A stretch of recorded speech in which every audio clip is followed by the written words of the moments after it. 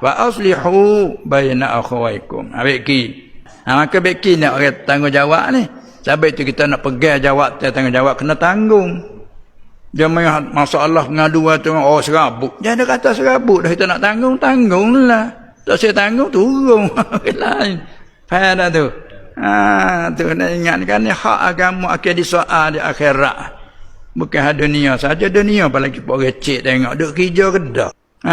Duk makan gaji kerja dak kena pecah je ni. Kena perak pula dah itu dunia. Akhirat ni summa la tusalunna yawma idzin 'anil na'im. Kan ditanya. Sebab itulah bila kita sanggup pak ukagilah sekadar mampu. Nah, semua tu serah pada Allah, tapi cara-cara dia ada.